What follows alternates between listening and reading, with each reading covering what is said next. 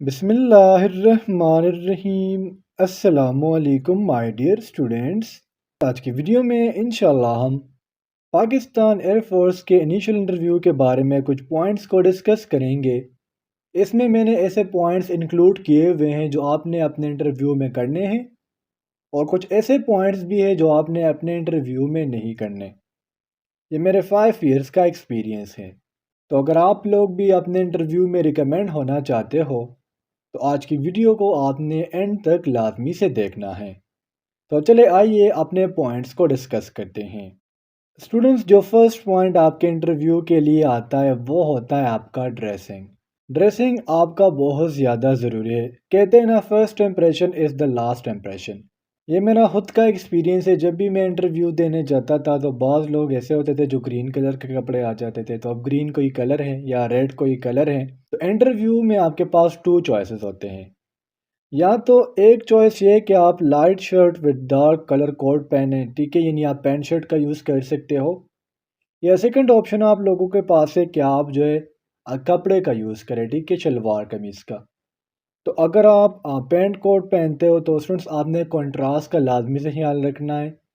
आप नीचे light shirt और उसके ऊपर डार्क कलर की कोई कोट पहन के जाए, और साथ जो आपका कोट है उससे मैचिंग आप शूज़ पहन के जा सकते हो। और अगर साथ आप कोई पॉकेट स्क्वेयर भी यूज़ कर लो तो वो आपके ड्रेसिंग को और अच्छा कर देता है।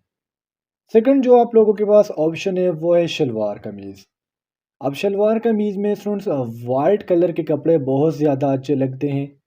अगर उसके ऊपर आपने ब्लैक वेस्ट कोट पहनना और साथ आप पेशावरी जूतों का यूज़ करें तो ये एक अच्छा लुक देता है। और ये बात जो है 100% जो है करेक्ट है कि first impression is the last impression.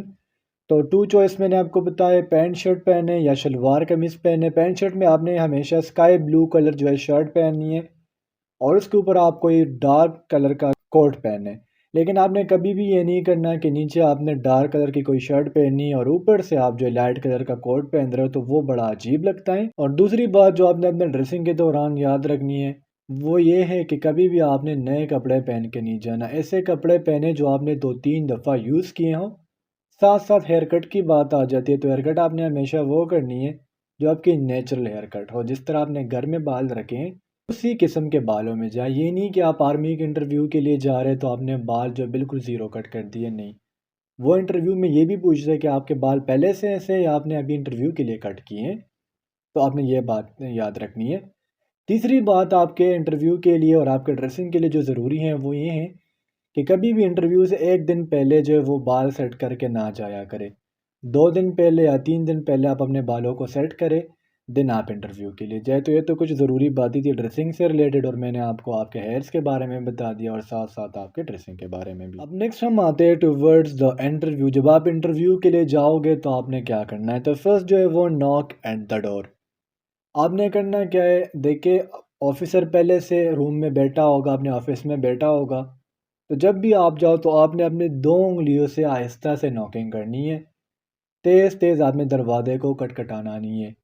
वो जो बंदा होता है वो ऑलरेडी इस इंतज़ार में बैठा होता है कि दूसरे स्टूडेंट ने आना है, तो आपने हल्का-सा नॉक करना है। फिर जब वो कहेगा येस, तो उसके बाद आपने मे आई कम इन सर नहीं कहना। आपने नॉक कर दिया, उसने येस कह दिया, आपने डायरेक्ट रूम के अंदर चले जाना है और आपने कहना है अस्सलामु अलैकुम सर, ठीक है?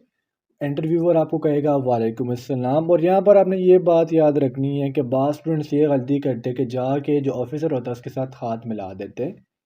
तो ये गलती है जो आपके पर्सनालिटी को जो है वो नेगेटिव शो करती है। हाथ मिलाना कोई इतनी गलत बात नहीं, अच्छी बात है, लेकिन उसका लेवल अलग है और आपका लेवल अलग है। तो हैंड शेक आपने कभी भी इंटरव्यूअर के साथ नहीं करना। नेक्स्ट हम आते हैं टुवर्ड द कि आपने बैठना कैसा है और आपने करना क्या है। तो स्टूडेंट, जब भी आप इंटरव्यू रूम के अंदर जाते हो तो एक चेयर पड़ा होगा बिल्कुल उस बंदे के सामने जो आपका इंटरव्यू लेता है। तो आपने कभी भी ये नहीं करना कि जैसे आप अंदर गए आप डायरेक्ट बैठ गए, नो। आपने अपने चेयर के राइट साइड पर खड़े होना है, और जिस तरह मैंने आपको शुरू में बताया, आपने अस्सलाम वालेकुम कह दिया। इंटरव्यूअर आपको वालेकुम अस्सलाम कहेगा, देन आपको कहेगा टेक योर सीट। तो आपने सीट पर बैठना है, लेकिन जब तक इंटरव्यू लेने वाला आपको ना कहे कि सीट पर बैठ जाओ तो तब तक आपने सीट पर नहीं बैठना, ठीक है? और जब आप सीट पर बैठोगे तो अपना टाइम ले, अपने आप को बिल्कुल सेट करे। अगर आपने कोट पहना हुआ है तो उसके बटन को खोल दे और हल्का से अपने कमर को जो वो कुर्सी के बैक के साथ लगाए और आराम से बैठ जाए। और वही बात मैंने आपको की है कि आपने चेयर के राइट साइड पर खड़े होना है, डायरेक्ट नहीं बैठना। नेक्स्ट हमारा जो मोस्ट इम्पोर्टेंट पॉइंट है वो है इंट्रोड्यूस योर सेल्फ। अब आपने ये नहीं करना कि जैसे आप बैठ के डायरेक्ट आपने इंट्रोडक्शन स्टार्ट कर दिया, माय नेम इज़ फलाना, my father name is that. कभी भी आपने ये गलती नहीं करनी। जब तक आपको ऑफिसर ये ना कह दे कि इंट्रोड्यूस योर सेल्फ, तो तब तक आपने जो कुछ भी नहीं बोलना। ठीक है।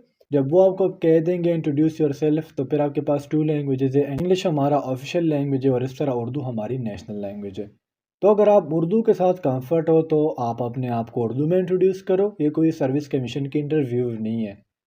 और अगर आप इंग्लिश के साथ कंफर्ट हो तो आप जो है अपने आप को इंग्लिश में इंट्रोड्यूस करो। इंटरव्यू में करना क्या है, इंट्रोडक्शन में फर्स्ट ऑफ ऑल अपना नेम, देन फादर का नेम, फिर आप कहाँ से ताल्लुक़ रखते हो और आपने कौन कौन सी एजुकेशन हासिल की है। यहाँ पर भी आपने एक बात याद रखनी है कि अपने इंट्रोडक्शन में मार्क्स को नहीं लाना कि मैंने मैट्रिक उस स्कूल से किया और इतने मार्क्स लिए, ये कभी भी आपने नहीं करना। नेक्स्ट हम आते हैं toward the most important point, जो है झूठ बोलना। इंटरव्यू के दरमियान कभी भी आपने झूठ नहीं बोलना। अगर आपसे ऑफिसर पूछे कि आप एयरफोर्स को क्यों ज्वाइन करना चाहते हो, तो आपने झूठ नहीं बोलना कि सर मैंने अपने देश को बचाना है, मैंने ये करना है, मैंने वो करना है। सिंपली आप जिस गरज से एयरफोर्स को ज्वाइन करना चाहते हो, चाहे वो पैसा कमाना हो, तनख्वाह लेना हो या अपने आप को सेटल करना हो, तो आपने वो बताना है। इसके अलावा अगर आपसे गर्लफ्रेंड के बारे में पूछे कि तुम्हारी गर्लफ्रेंड है या नहीं है, तो आपने ये भी सच बताना है, झूठ नहीं बोलनी। इसके अलावा अगर आपके पापा के ऑक्यूपेशन के बारे में पूछे तो वो भी आपने सच बताना है। इसके अलावा और भी पर्सनल क्वेश्चन करेंगे तो वो आपने लाज़मी से सही से बताने हैं। मस्टरबेशन के बारे में पूछते हैं, हैंड प्रैक्टिस के बारे में पूछते हैं। तो जो भी आप करते हो या नहीं करते, स्मोकिंग करते हो, नहीं करते हो, आपने सारी चीज़ें जो वो अ, सही बतानी है, झूठ नहीं बोलना है, क्योंकि ऑफ़िसर इतने वो नहीं होते, फूल नहीं होते कि आपको पकड़ नहीं सकते। तो झूठ नहीं बोलना, ये आपके नॉट रिकमेंडेशन के लिए एक रीज़न बन सकता है। नेक्स्ट हम आते हैं, when the interviewer ask any question take a time of 4 to 5 seconds then answer. हम में से बहुत ज़्यादा स्टूडेंट्स करते क्या है, जब भी ऑफिसर क्वेश्चन करता है तो हम क्वेश्चन को पूरी तरीके से सुनते भी नहीं और डायरेक्ट आंसर कर देते हैं। ये एक बहुत ही गलत इंप्रेशन है जो आपके नॉट रिकमेंडेशन जो है वो करवा सकता है। कभी भी आपने देखिए, अगर ऑफिसर आपसे पूछे 5 + 5 कितना होता है, तो ऑब्वियसली सी बात है आप कहेंगे सर 10 होता है। लेकिन इसमें भी आपने 2 to 3 सेकंड्स लेने हैं सोचने के लिए, डायरेक्ट आपने आंसर नहीं देना। ये एक मोस्ट इम्पोर्टेंट पॉइंट है। क्वेश्चन को गौर से सुनना है और उसके बाद आपने आंसर देना है। इसके अलावा अगर आपको कोई आंसर नहीं आ रहा तो आपने सिंपली कहना है सॉरी सर, लेकिन पहले आपने अपने 4 to 5 सेकंड्स का टाइम लाजमी से लेना है। उसके बाद आपने उसको सॉरी सर कहना है। अब वही बात की हुई है मैंने कि अगर आपको किसी क्वेश्चन के बारे में कोई आइडिया नहीं है, आपको क्वेश्चन नहीं आ रहा, तो आपने सिंपली सॉरी सर कहना है। गलत आंसर आपने कभी भी नहीं देना। बाज़ औक़ात हमारे सीनियर्स हमें ये मशवरा देते हैं, अगर तुम्हें कोई क्वेश्चन नहीं आ रहा तो बस गलत बता दो। अब तो इंटरव्यू लेने वाला बैठा हुआ है, वो कोई बेवकूफ़ तो नहीं है। वो भी ऑलरेडी इस ओहदे पर है कि उसको पता होता है कि मैंने कौन-सा क्वेश्चन पूछा और इसका आंसर क्या होना चाहिए। तो गलत आंसर, गलत बयानी आपने कभी भी नहीं करनी। क्वेश्चन नहीं आता तो सिंपली सॉरी सर, वो आपसे नेक्स्ट क्वेश्चन पूछ लेंगे। तो ये पॉइंट भी आपने स्टार मार्क कर लेना। अच्छा, नेक्स्ट हम आते हैं, at the end of the interview से थैंक यू सर। अब जब आपकी इंटरव्यू हो जाती है तो बहुत ज़्यादा स्टूडेंट्स करते हैं क्या, वो नर्वस हुए होते हैं। तो जैसे इंटरव्यू हुई, वो आपको कहेंगे चले आप अब जाएँ। तो इंटरव्यू ख़त्म होने के बाद आपने डायरेक्ट जो है कमरे से नहीं जाना। आपने कहना है थैंक यू सर और उसके बाद कहना है मे आई लीव सर, क्या मैं यहाँ से जा सकता हूँ? तो वो कहेंगे यस। अब सुन, लास्ट में मैं आपको कुछ बातें बता दूँ। देखिए इंटरव्यू में होता क्या, या तो रिकमेंडेशन होती है या नॉट रिकमेंडेशन होती है। ये अगेन मैं बताऊँगा, कोई सीएसएस नहीं है जिसके इंटरव्यू के 600 मार्क्स होंगे, ठीक है? या तो आप रिकमेंड होंगे या नॉट रिकमेंड होंगे। अगर आप रिकमेंड होना चाहते हो तो जो-जो पॉइंट्स मैंने आपको बताए आपने इसका ख़्याल रखना है, ठीक है? कभी भी ये नहीं करना कि इस पॉइंट्स को आप नज़रअंदाज करके इंटरव्यू के लिए जाओ। हाँ, वो अलग बात है कि वहाँ पर इंटरव्यू लेने वाले आपसे कौन से क्वेश्चंस करते हैं, और मैथमेटिक्स के भी कर सकते हैं, फ़िज़िक्स के भी कर सकते हैं, जनरल नॉलेज के भी कर सकते हैं। लेकिन जो मैंने आप लोगों के साथ पॉइंट डिस्कस किए, अगर आप इनको अपनाओगे तो इंशाल्लाह फिर इंटरव्यू में लाज़मी से रिकमेंड होंगे। उम्मीद करता हूँ आपको आज की वीडियो पसंद आई होंगी। इंशाल्लाह अगले वीडियो में मिलते हैं, तब तक के लिए मुझे इजाज़त दीजिए। मुझे अपने दुआ में याद रखिए। अल्लाह हाफ़िज़।